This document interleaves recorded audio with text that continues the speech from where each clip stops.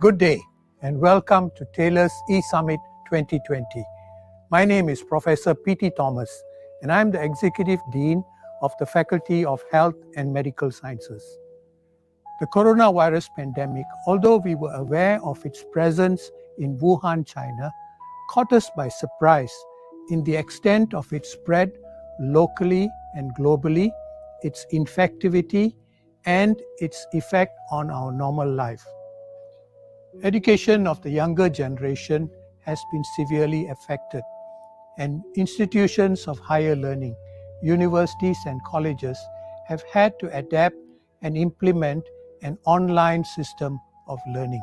As a pioneer and leader in the education industry, Taylor's University has for a number of years used an approach called blended learning, where online resources are used for the delivery of teaching and learning.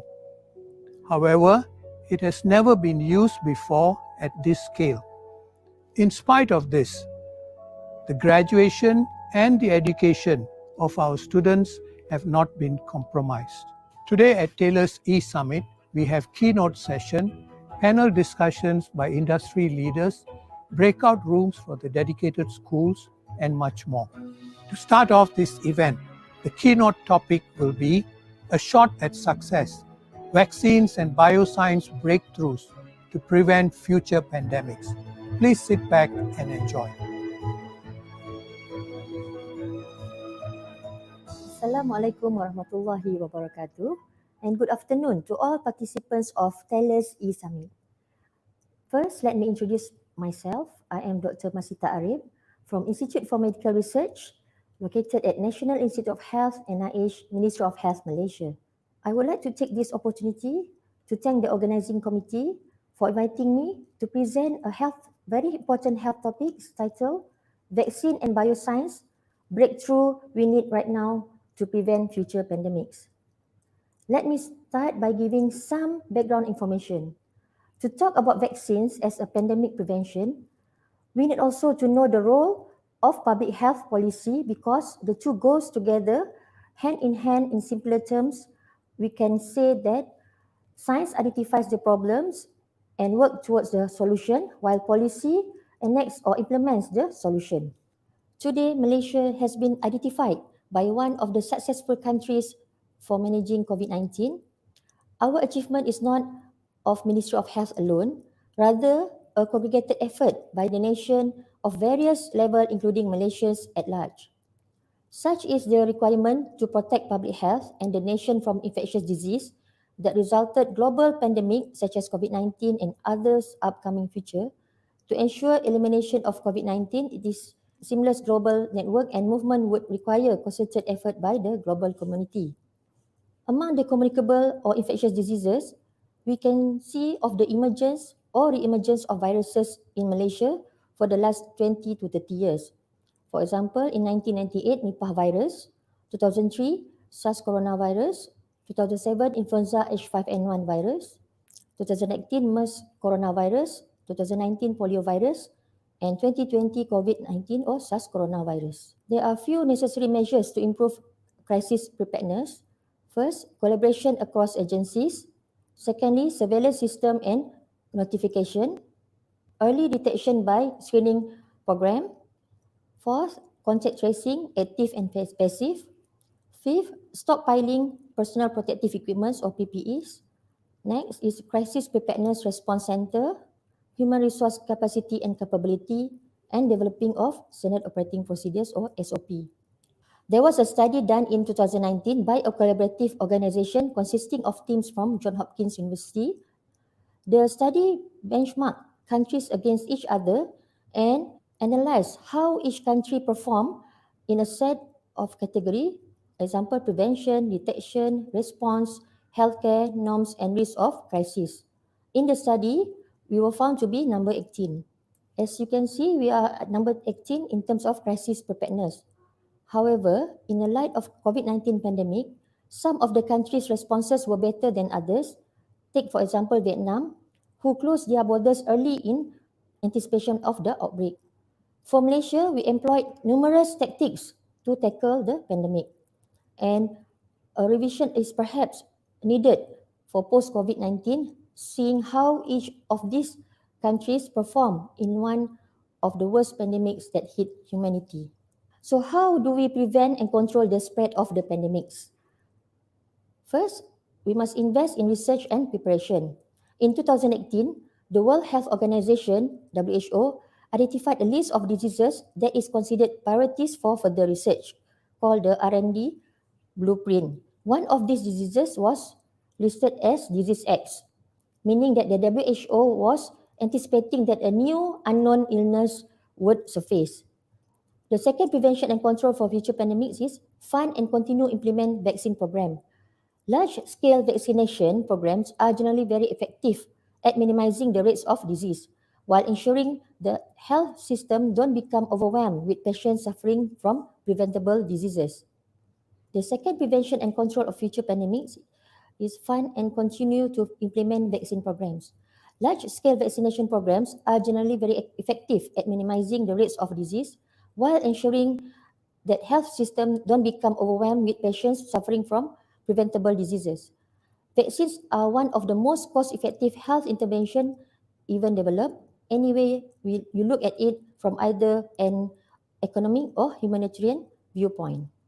The third way how to prevent and control of future pandemics is to strengthen health system and show solidarity during outbreaks. We are only as strong as our weakest health system, and so ensuring that every health system around the world has the equipment and trained staff needed to provide quality care is crucial. It is absolutely vital that countries show solidarity with one another to everyone's benefit. Before we move on the science of vaccine, we try to look at the larger picture first in terms of the issues that is associated with implementation of vaccination program. As you are aware, the Ministry of Health Malaysia has received 2.5 million doses of the monovalent type 2 oral polio vaccine from the World Health Organization for the purpose of inoculating 1 million children under the age of 13 in Sabah. The news was revealed by the Health Director General, Datuk Dr. Noor Hisham Abdullah, in a statement on 28 February 2020. The vaccines reserved to respond to a recent outbreak of type 2 polio virus strain in the state are drawn from stockpiles of the United Nations International Children's Emergency Fund or UNICEF.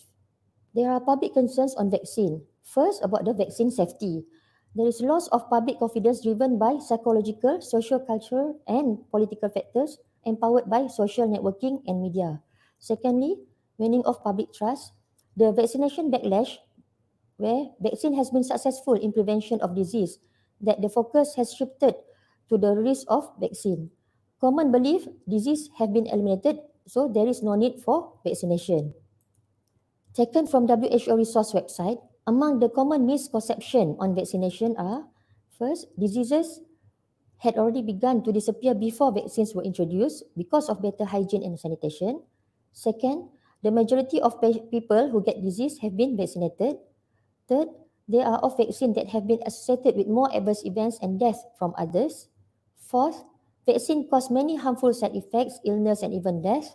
Fifth, vaccine preventable diseases have been virtually eliminated from my country, so there is no need for my child to be vaccinated. And lastly, giving a child multiple vaccination for different diseases at the same time increase the risk of harmful side effects and can overload the immune system. There are also anti-vaccine movement and some organization that is trying to ride on the COVID-19 pandemic to propagate their agenda. In a pandemic, how do we ensure people have equitable access to new vaccine in resource-constrained setting that is faced by many challenges? So there are just some of all few necessary measures to improve crisis preparedness. Among the vaccine challenges, the capacity of making evidence-based new vaccine policy. Secondly, distributing new vaccine to those who will most benefit them. Third, identifying national public health priority using evidence-based risk and economic assessment to avoid overwhelming of national budget and healthcare delivery system. Fourth, public health leadership and partnership to address body of evidence in terms of technical factors, operational factors, and societal factors. Most importantly, experts to interpret evidence. They are just some of the few necessary measures to improve crisis preparedness.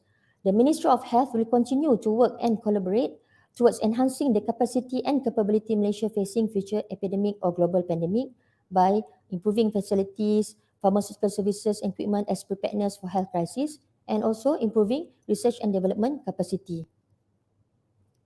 Let's move on to a brief look into vaccine. What is vaccine? Vaccine is a substance that is able to induce immune response in the body. Vaccine promotes cell-mediated immunity and antibodies production by exposing the body to the microorganism or antigens of the microorganism, generating protection against the disease. What is bioscience? Bioscience can be divided into wet lab and dry lab. Wet lab, when there is any type of biological materials, can be analyzed and tested by various substances, including liquid and solid chemicals. Dry lab, the experimental and analysis environmental is conducted using computer-generated system, including computational simulation and mathematical models. The example for wet lab, for example, life science activities in molecular biology, tissue culture, and animal studies. Secondly, liquid experimentation for chemical reaction and extension examination. And thirdly, control environment, such as environmental is controlled based on the experiment to ensure the reproducibility. Example for dry lab, analyze previous bindings and knowledge sharing, such as meta-analysis and systematic review. Second, research and calculation by computational applied modeling or statistical analysis. And thirdly, computer-assisted experiments, example, protein modeling, DNA sequencing analysis, and protein docking, and bioinformatic analysis. So what are the medical breakthrough needed? Safer and more effective vaccine that can elicit longer duration of immunity. We can use either attenuated live virus or bacteria, is able to induce stronger immune response, however, pose risk of virulence and should not be given to immune-compromised individuals. Adjuvant use in vaccine production often contains allergic components such as egg, which can trigger anaphylactic reaction. Another medical breakthrough needed is a small set of big solution versus big set of small solution in handling pandemics. Big solutions mean medical breakthrough, particularly in vaccine and drug development, whereas small solution, action that may seem unimportant, but together can have huge impact. Some of the example of small solution, where the sum is greater than the parts to help prevent pandemic of infectious diseases, are social distancing, hand washing, personal hygiene, use of masks, and movement control. Big solution, example of the big solutions such as vaccines, drug development, tracing capacity, big data and artificial intelligence using machine learning algorithm to predict outbreak, neural network to understand chest X-ray and CT scans, and Internet of Things. This Internet of Things refers to devices that collects and transmit data via Internet, and these devices includes everything from cell phone and any wearable devices which you can think of.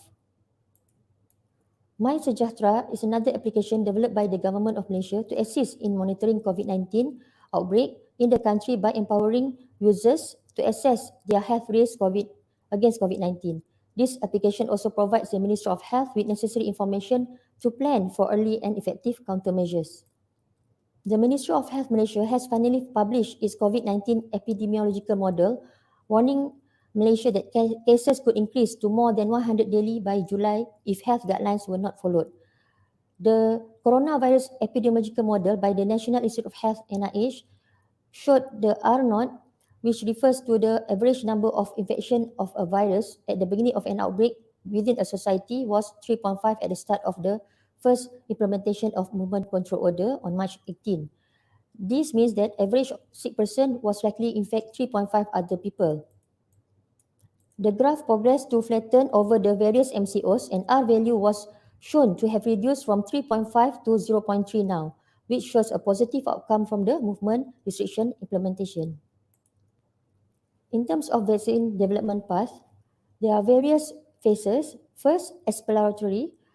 Exploratory, this research-intensive phase of the vaccine development process is designed to identify natural or synthetic antigens that might help prevent or treat a disease. Antigens might include weakened strains of a particular virus. The second phase of the vaccine will be preclinical. During this phase, researchers use tissue cultures or cell culture system and animal testing to determine whether the candidate vaccine will produce immunity. Many candidates vaccine are unable to move on to the next stage of development because of unable to show generation of immune response without harmful side effects. The third path for the vaccine development is the clinical trial. The clinical trial can be divided into phase 1, phase 2, phase 3. For phase 1, administers the candidate vaccine to a small group less than 100 people with the goal of determining whether the candidate vaccine is safe and is to learn more about the response that it can provoke among test subjects. Phase 2, which include hundreds of human test subjects, aims to deliver more information about safety, immunogenicity, immunization schedule and dose size. And phase 3, which can include tens of thousands of test subjects, continue to measure the safety or rare side effects sometimes don't appear in smaller group and effectiveness of the candidate vaccine. The next phase for the vaccine development will be the regulatory review and approval by the National Pharmaceutical Regulatory Agency or NPRA. And then there will be a next phase for manufacturing and quality control, which must be good manufacturer product compliance. And lastly, the surveillance for continuous monitoring. There are many types of vaccine. The first type will be the live attenuated vaccine. Live virus or bacteria which has been weakened but still retain its immunogenicity and induce immune response. This live attenuated vaccine is not suitable for immune suppressed individuals. The example of this vaccine will be measles, mumps, Mycobacterium bovis, and BCG. For kill vaccine, kill or inactivated organism or virus or bacteria which are destroyed by chemicals, heat, or radiation. The organism is not virulent, hence safer. However, this vaccine generates shorter duration of immunity, thus less protective. Example, hepatitis A vaccine. The third type of vaccine will be subunit or recombinant vaccine, consists of purified viral proteins or bacteria capsular polysaccharides, hence safer than live vaccine. Production is costly due to difficulty in identifying and producing specific target antigen. Example, hepatitis B and influenza. The fourth vaccine will be toxoid vaccine, produced by inactivating bacterial toxin to generate immunity against bacteria toxin. Example, tetanus and diphtheria vaccine. The next vaccine will be DNA vaccine. This is a new technology still in the experimental stages of development. Uses DNA specific for microbial antigen to stimulate immunity. Example, DNA vaccine for West Nile virus in horses. And lastly, the RNA vaccine, still in the experimental stage of development, use antigen coding mRNA to mimic infection and generate immune response. Safer than DNA as mRNA does not integrate into host genome. And avoid this also to avoid use of live virus or vector. There are challenges in vaccine production. The first challenge will be pathogen trait. Pathogen traits elucidating sophisticated evasion modification mechanism of pathogen, high mutation rates, latency, and serotype differences. The second challenges will be external factors, identifying external factors influencing vaccine efficacy such as host age, group, immune status. The third challenge will be time, shortening the time of discovery of vaccine candidates, multitude of potential antigens varying efficacy in different conditions. The fourth challenges in vaccine production will be production and clinical development, ensuring appropriate representative of native antigen that will adequately induce the immune response for efficient protection. And lastly, the safety and efficacy will be challenges prediction of safety and efficacy of vaccine candidates in the early stage of development. The solution for vaccine challenges will be first, omics approach, genomics and proteomics to speed up vaccine antigen discovery.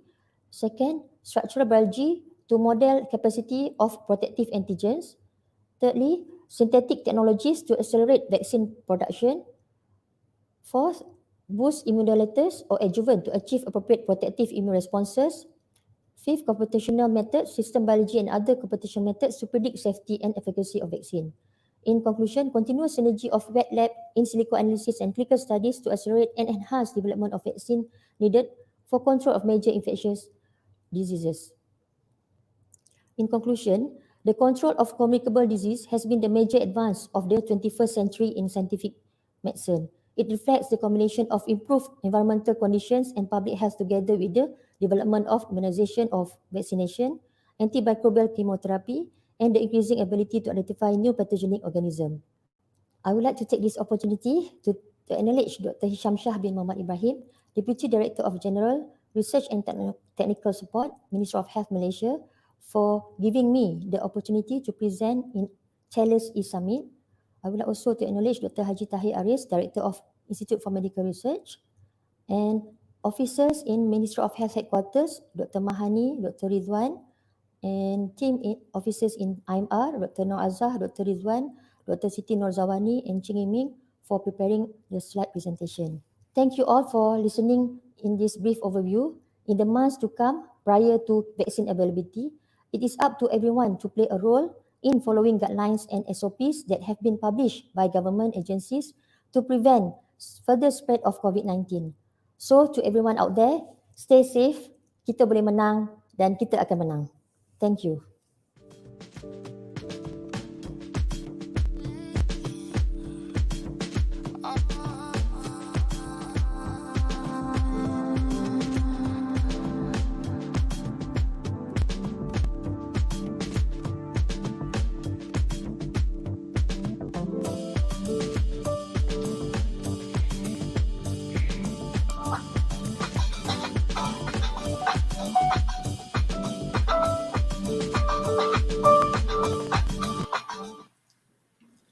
Hi, good afternoon, everyone. Thank you for joining us for this panel discussion. Medical innovations right now for a safer post-COVID-19 future. That's the topic for our afternoon's discussion. I am Prof. Roland Sirisinghe from the Taylor's University School of Medicine. I will moderate the discussion. And we have three eminent panelists today. Let me introduce them to you.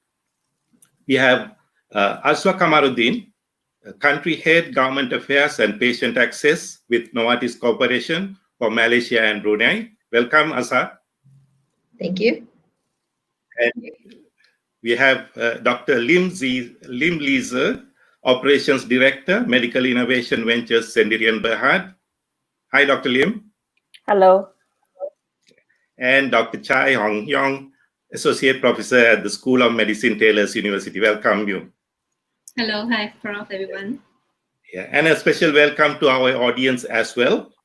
And I hope you will participate actively. Send us your questions. We will take them up as and when we have time.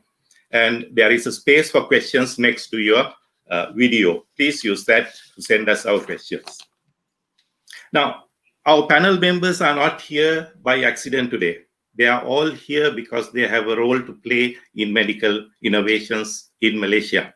So I think it's best that we start by asking the panel to tell us, share with us their experience or their role in medical innovations in Malaysia. Perhaps I should ask Ms. Azwa first. Would you like to share with us your role, how you work, and you yourself are related to this topic today? Thank you. Thank you, Prof. Roland. Hi, everyone. My name is Azwa Kamaruddin, and I'm with Novartis Malaysia.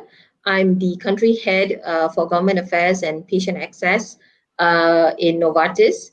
I've spent over 15 years in the pharmaceutical industry, and it has been a rewarding and an interesting journey for those in life sciences and biopharmaceutical. So what have I learned throughout this journey is COVID-19 is definitely has presented mankind with a huge challenge, and we are all living in an unprecedented time. So now more than ever, the search for treatment and prevention in the form of vaccine has not been so important than other times. We have made through many phases globally with regards to infection and health crisis, but this tends to be one of the most difficult. And I'm proud to say that the pharmaceutical industry in Malaysia and our headquarters globally are racing against time to try very hard to find treatment, repurposing existing treatment, find new treatments and even vaccines to help curb the level of infection that is happening globally. So I'm looking forward to sharing more throughout this session. So over to you, Dr. Roland. Yeah, thank you for that. Yeah, Dr. Lim, would you tell us something about your role and your work? How is it connected to medical innovations here? Thank you, Prof. Roland. I am Dr. Lim, the Operations Director of Medical Innovation Ventures, We are a company based in Penang, which is developing and manufacturing our own in vitro diagnostic kits. So we have two main platforms within our company, which is the rapid test, or those kind of paper-based tests like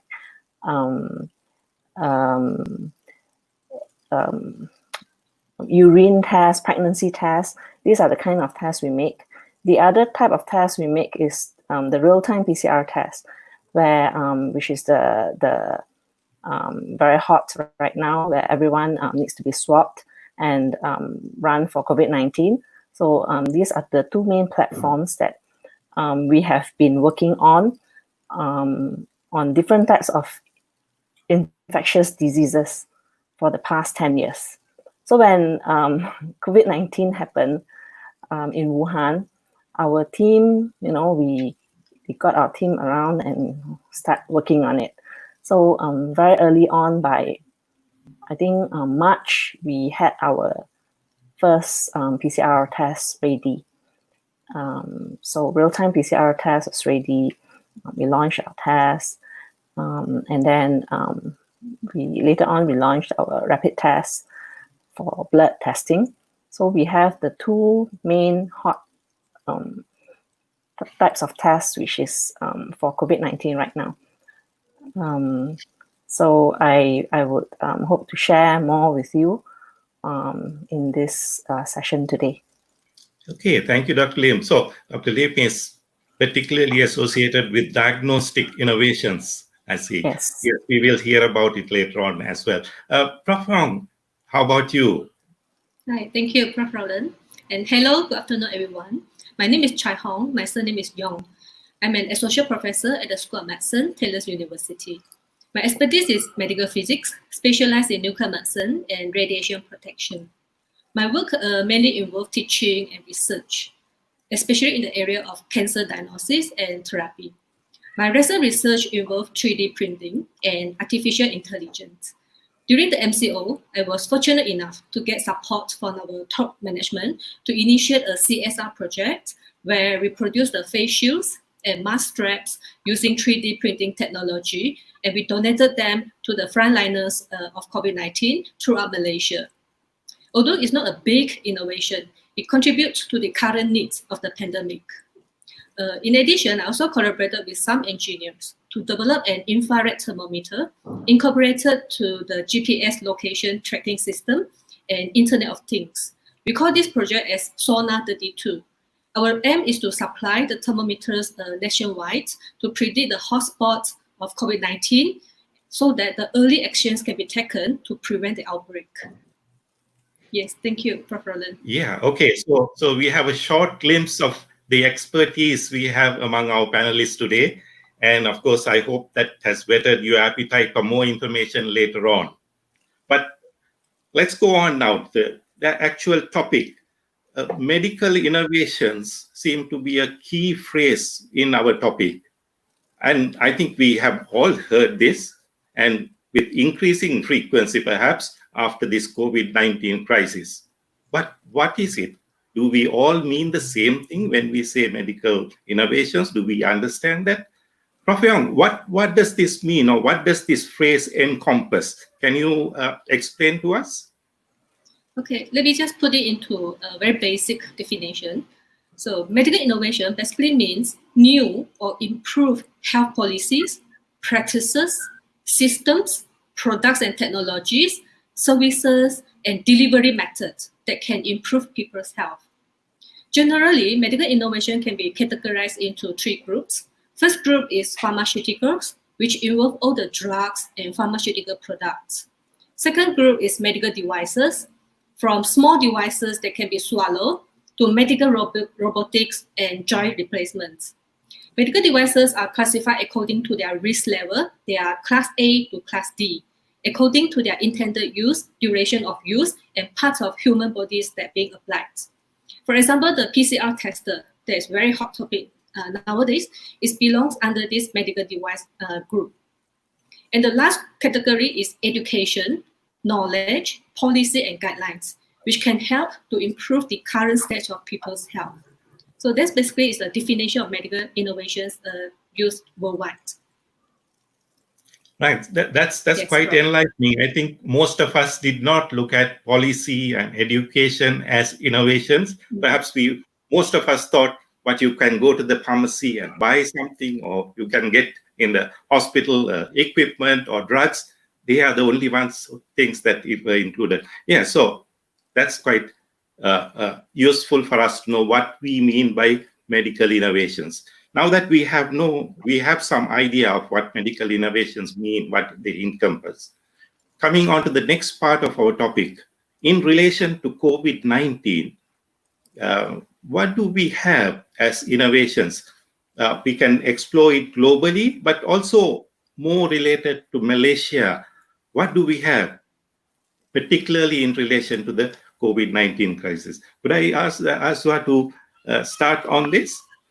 Thank you, Prof. Roland. So maybe I can explain it in a bit in a layman's term, given that we've got a lot of audience that are the public, and you may not be well aware of the industry.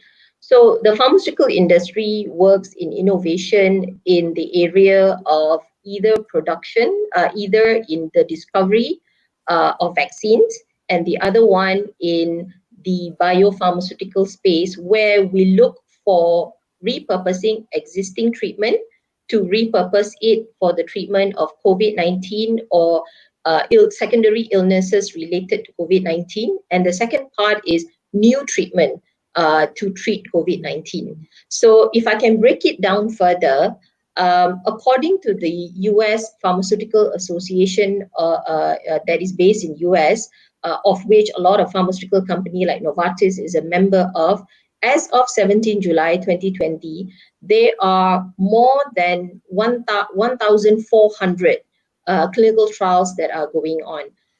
And these are treatments or clinical candidates of clinical trial that are currently looking at treatment or looking at vaccine.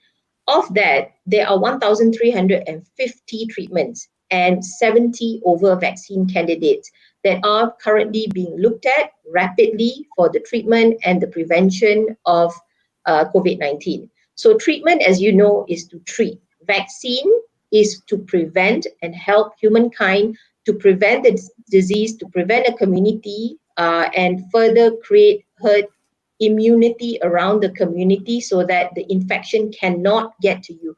So vaccine is used in the past to eradicate and eliminate infectious disease such as polio, such as pneumococcal disease and measles and so on. So the best is to have vaccines because it will help us all. However, the road to recover, the road to discovery, and the road to ensure that the vaccines are safe for the community is often long. So therefore, if I can just enlighten people who are interested in this as well, currently there are 442 unique treatments that are being tested for COVID-19 and COVID-19 related complications. At the same time, you have vaccines. And to date, we have 23 vaccines in 61 clinical trial. Of that 23 vaccine, there are 6 that are currently in a human stage. So to some of the students that have already learned this, or maybe if you're a graduate student and you understand the discovery process of medicine, you will know that you will have to go through an early phase where you look at the molecules or you look at the vaccine. Then you go into stage 1, stage 2, stage 3, where you need to test it on a 100 to 1,000 to 10,000 population. And once it's safe, once you have established the safety profile, you have established the clinical profile that it is safe for humanity, that is when you can file for a registration with the US FDA or with any other food and drug administration around the world. And they will go through a review of filing before it is safe for the industry or the pharmaceutical company to ramp up or scale up their production and make those vaccines available or those treatments available for everyone. So those are the innovations that are happening in this in the biopharmaceutical life sciences industry. It is very robust. It is very rapid, given the need to find treatment and prevention to address this disease. So I hope with that, it is a bit clear for everyone. Now, in Malaysia specifically, there is a lot of work also being done. Most importantly, as our Director General of Health has announced, Malaysia is also participating in one of the global trial under WHO. It's called the Solidarity Trial, where there are 3 compounds that are being tested for patients in the setting of treatment. So we are all looking forward for the readout of this trial. It is definitely something that is really unprecedented. And for Malaysia to be included in this trial, in my opinion, just speaks volume of how well we are managing this, as well as how responsive the country has been. Over to you, Doctor. Yeah, thank you. Dr. Lim, perhaps you can take up from there. Diagnostically, that's your area of expertise and experience. Is there anything that you would like to share us, particularly from that point of view? Diagnostically, as I mentioned, we have come out with our 2 types of tests, but we have also heavy rain. My leaf started leaking.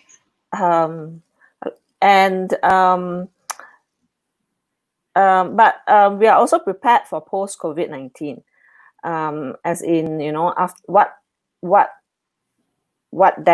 after. So we also have a test for flu, influenza, MERS coronavirus, and COVID-19. See, we foresee that things will not be the same anymore. There will be the new norm where, if anyone comes down with influenza-like symptoms, comes down with URTI, upper respiratory tract treatment infections, how sure are you that it is not COVID-19, right? So that is when you need to have a diagnostic test which can tell you whether it is flu A, flu B, MERS coronavirus, or COVID-19, so that you can be assured, you don't have to worry for 14 days that it is actually flu A. So we have a test prepared for this as well. Other innovations in this area are like for disinfections, personal hygienes, which I see has small innovations which has come up very fast. And I think this is due to the fact that we have a very good triple helix innovation system going on, where you can see the government and the private sector and the private sector and the academia all coming together to work when they're in times of crisis like this. So I suppose all this interdisciplinary research coming together has put Malaysia on the map as well. Right. Thank you, Dr. Lim. So it's interesting to see. Perhaps we forget other things like influenza and so on when we are confronted with COVID. So this is interesting to see. We have not forgotten it completely. Well, they all have the same symptoms to start with. So rather than just saying whether it's COVID-19 or not, let's find out what it is. Yes. So that's what I think what Dr. Lim has explained to us. Prof. Yong, would you like to add something to this in your field of innovations, particularly in Malaysia? I think you mentioned 1 or 2, but perhaps in some detail. Yes, Prof. Roland. I will talk about the innovations in medical devices and education. Actually, one of the most active research ongoing now is artificial intelligence and machine learning. For example, machine learning has been used to help radiologists in identifying and classify the stages of COVID-19 infection very quickly. And China is one of the countries who is leading the AI and machine learning during the COVID-19 pandemic. Malaysia also took part, but we are not at the pioneer stage.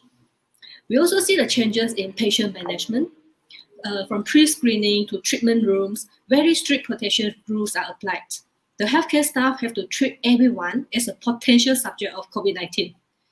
PCR test is compulsory for every patient before undergoing any invasive treatment such as surgery and even labor to protect the staff and the public. We also see how radiographers, they take X-ray of the patients. The CT scanners need to be disinfected after each suspicious cases. And recently, there's an innovation in taking the mobile X-ray of the COVID-19 patients through the glass window so that we can keep our healthcare staff at the minimal risk. There's also rapid developments in the disinfection technique, such as the non-alcohol-based disinfectants and also UVC robots. Okay, basically they use UVC to kill 99.9% of the germs in the hospitals. And in terms of education, we have seen various innovative ways of conducting the so-called global classrooms, webinars, and virtual conference, exactly like what we are doing now, right? We are talking in the air, but it's face-to-face and connecting the world. So while internet has the largest market nowadays, cyber threat and data security is another active research that needs immediate solution. Yeah, so basically this is a very active research still ongoing now during this whole pandemic. And we can see a lot of like small innovations that mentioned by Dr. Lim just now, and why the process can be so fast. Well, before the pandemic, the process to realize a new idea take a very long process. We all know about it. But I think we have to thank to this pandemic as well. We learned from the process. And everything is like the whole world is focusing on one research area. Yeah. But I also would like to advise that we shouldn't just, we have to think about the future as well. After the COVID-19, what's next? Okay, at this moment, everybody is focusing on the research which is related to COVID-19, but we also have to appreciate other research that is still ongoing that can help with the future. Yeah, so basically that's my view, Prof. Roland. Right, thank you. So we have heard of lots of innovations, but I think these innovations quite rightly help our medical personnel, health personnel, and also our policymakers to tackle such situations. Now, I have an interesting question from our audience, and I'll just read part of it. There are two questions. So now, that's for the, are there innovations or anything that the ordinary person can contribute to this? So the question is, what can the average person do to speed up Malaysia's readiness for handling future pandemics? So would any one of our panelists like to take this up? Yeah, we heard a lot of innovations that's quite necessary and very helpful, and perhaps the first things that we need, because we need to tackle this current crisis. But in the same manner, is there anything in innovation or anything that can be derived out of all these innovations that can go up to the level of the person on the street, and they can play a part in regulating, controlling such a unprecedented epidemic in the future? Our government, I'll take the question. So I see that our government has a fund called the Cradle Funds, where they encourage entrepreneurs, anyone on the street, basically, who has an idea, and they have an idea and they would like to fund their project. They can apply to Cradle Funds, which you can pitch to them, and then if they find that the idea is good, you can get your idea funded, and you can come up with a prototype and help, and they will help to launch your product for you. So I think for people on the street who has an idea, it would be good to go through these kind of agencies. Okay. Ms. Aswa, maybe I can add. Maybe I can add to that. As a person who studied science myself, I think one of the things that an average Malaysian can do, the most important thing is prevention. So have good hygiene, practice safe social distancing, wear your mask, and just being overall very aware of the fact that this infection did not happen out of nowhere. It happened out of human behavior itself. and it spread exponentially because of that. So the most important thing is prevention, what you can do to prevent. At the larger scale, what can we do as average persons in Malaysia to speed up research into vaccines or treatment? To me, is to have more science students. I think now more than ever, the field of life sciences is coming back to the fore. I remember many years when I studied this, they always tell you your future is only to become a medical doctor. And there was nowhere else. So to all the students that are deciding what I want to major on, or the ones that are already in the field, now more than ever is the time to really go into research, to collaborate with other institutions overseas, and bring up the Malaysian capability in life sciences. We need more labs, we need more universities that are offering this, we need more research being done in Malaysia, and more students interested in doing research. If you look at, if I read out just now some data from the US Pharma Association, and you can find that a lot of the discoveries are actually happening in US and in Europe, and not many in Asia. And that is because those countries have invested, the government have invested quite a lot in life sciences, and you have institutions that are promoting it. And that is why, and there are a lot of opportunities for research, for learning, for industry to flourish as well. So this is something that we can do at the third level in spurring up more innovation in Malaysia, so that we can be in the forefront of research, and in the future, when you have, hopefully not, pandemic and other of that sort. Okay, yes. So I actually intentionally left out the second part of that question you would have seen on the screen now. So Azwa agrees with our audience, right? This is one of the major steps that we can take in the future, having more research, more students going into science. Prof. Yong, anything to add on this area? Yeah, I think very good points from Azwa. We need more science students. we need more education in science as well. And the question is how an average person can contribute, right? So recently I read an article. So the article's names, everyone has $1 million ideas. So basically everyone can bribe up with $1 million ideas out of nowhere, especially when they are in the relaxing stage. So basically idea is cheap, but to bring it, to realize it, not many people can achieve it. So my advice is fail to learn and learn to fail. So don't scare to be failed. There is a very popular open universities called Dare to Fail. Yeah, so through the failure we can learn, and through the learning we fail again, we learn again. Yeah. Another point I want to highlight is the collaborations, like multidisciplinary teamwork. So we have to start now, because we don't know what's the future like. We don't know what will be the next pandemic.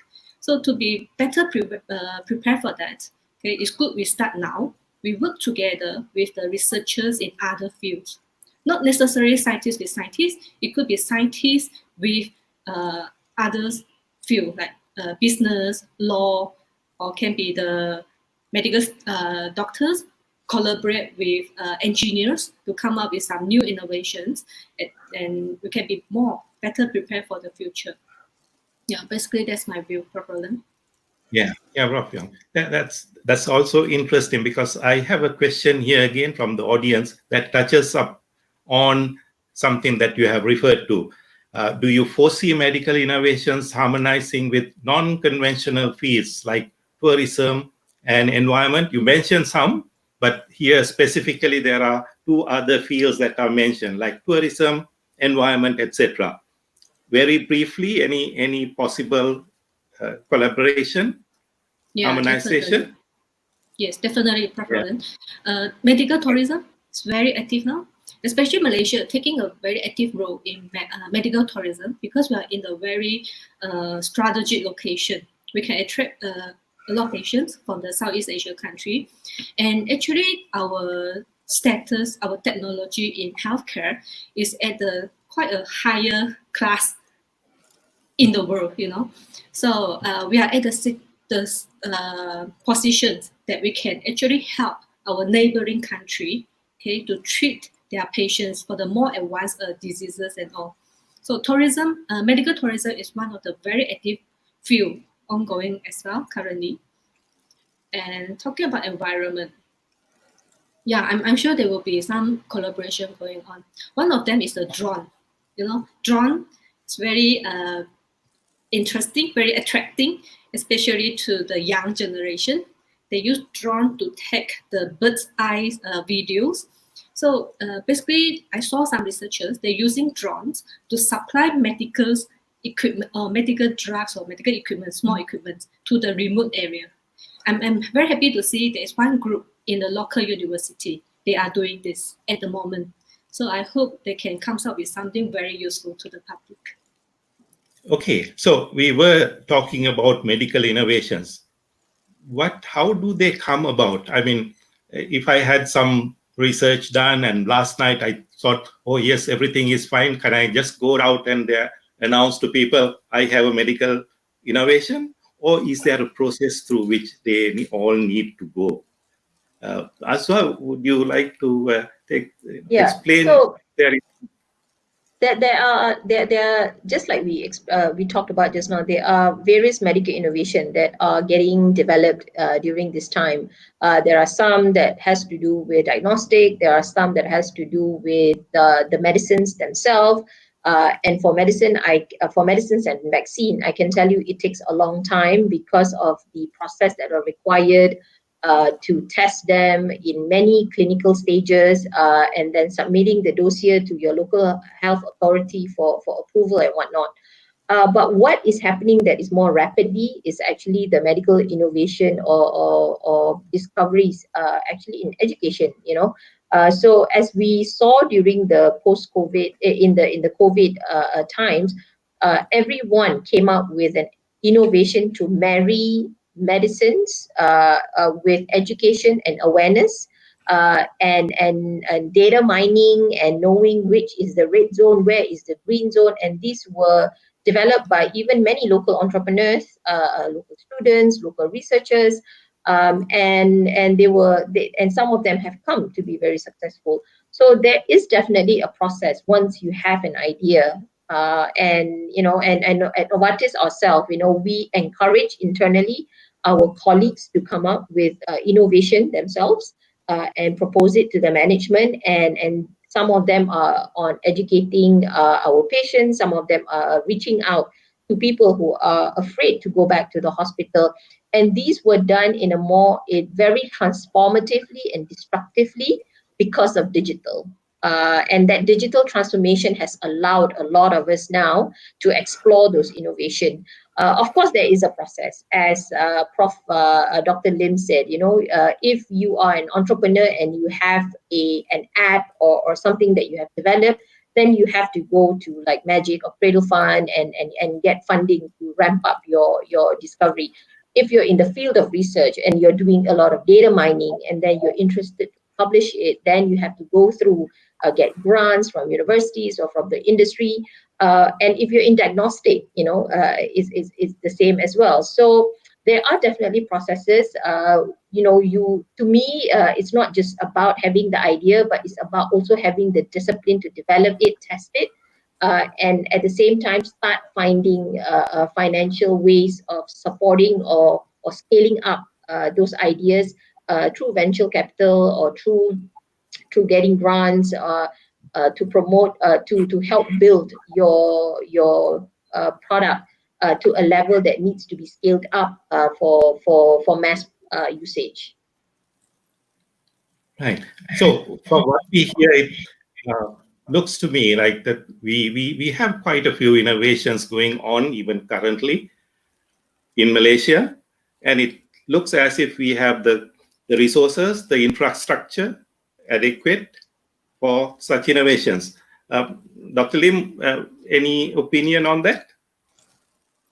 I think our as you mentioned, rightly mentioned, we have the infrastructure. In fact, I think our government has put in place a lot of aid of funds to help innovations grow.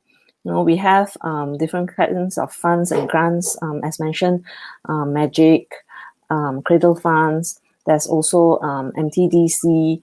So all these are commercialization grants, where once you have an idea and you need to develop your product into another stage, you can apply for these different types of grants, where they don't only just help you with the dollars and cents, but they also help you with the business side of things, how to put things together. There's advisory involved. So these are the kind of infrastructure. Even MDEC, MDEC gives more on IT and digital. So when you put all the science and digital together, that is when you come up with very good innovations. Okay, I think we are just coming to the end of our allocated time. But before we go, I'm sure a lot of our audience consists of students or young individuals in their early stages of their careers. And I'm sure some of them, or many of them, are motivated now listening to our experts in our innovations. Any advice to those motivated persons who will say, hey, this is an area I need to explore. I must see what I can do in this field. Very quickly, we don't have much time. Say, in a minute or so, how would you advise them, Azwa? I'll go first. I think the life science industry has come a long way. It used to be very limited to just doing medicine, pharmacy, and what that's about it. But now you have an exciting field in life sciences. You've got everything from biochemistry to biomedical to biopharmaceutical and so on. There are so many avenues for you to go into. Cell and gene is becoming a very interesting space. Targeted therapy in oncology, rheumatoid arthritis, and so many more. So to me, to the students who are deciding what field you want to go into, if your calling and your passion is in life sciences, and if COVID has made you more aware than not on how frail life is, and that you want to use the knowledge and your passion in this area, do really well in your life sciences and your sciences, and then explore all the opportunity in this field. And the most important thing is, to me, is to keep yourself abreast and up to date with all the updates that are happening in the field of life sciences, especially in research and development. Yeah, Prof. Yong, just a couple of words, or not a couple of words, couple of sentences perhaps. Okay, couple of words. Yeah, my advice to everyone, especially to the young audience, is dream big. Dream doesn't cost money. And also, if you are a good scientist, work with a good marketer. If you are a good businessman, then you work with a good scientist. Yeah. So I think the last word I want to share is just patience. Patience is the key to success. Where there's a will, there's a way. Yes, thank you very much. Dr. Lim, last words. I think being young and going into college, a lot of us are being asked, what do you want to be? A lot of times, young generation, they are being pressured into what you want to be. And nowadays, it's not that simple. Before, it used to be, a doctor, accountant, or a lawyer, these kind of professions. But nowadays, there are so many types of professions. And sometimes I think when you go to college, you study what you're passionate about. Passion is key. And in the end, whether you work in that field or not, or there are, in the end, maybe 10 or 20 years later, you'll be in another field which is related to where you began, but you're already somewhere else, but at a higher level. So passion is key. I do agree on that. Yes. Yes, so we have two of our panelists saying passion. Yes. Okay, thank you very much to our panel members who have contributed with great ideas, great knowledge to us. So we learned what medical innovation is, and we explored some of the current innovations going on here globally, but more so in Malaysia, how they are progressing. We also know what are the processes that are involved. You cannot have one medical innovation overnight. Yeah, so you need to be patient, and of course, please take into account the advice from our panelists who are experts in their fields to those young people out there. So with that, I will thank you again, Ms. Azwa, Dr. Lim, Prof. Yong. Thank you very much for joining us. And to the audience, thank you also very much for joining us and participating actively and sending us questions. So that's the end of the panel discussion. But to our audience, don't go away. You still have an opportunity to meet with our academic staff in the breakout session. But from us all here, it's goodbye for now. Thank you. Thank you very much. Bye. Bye-bye. Take care. Bye.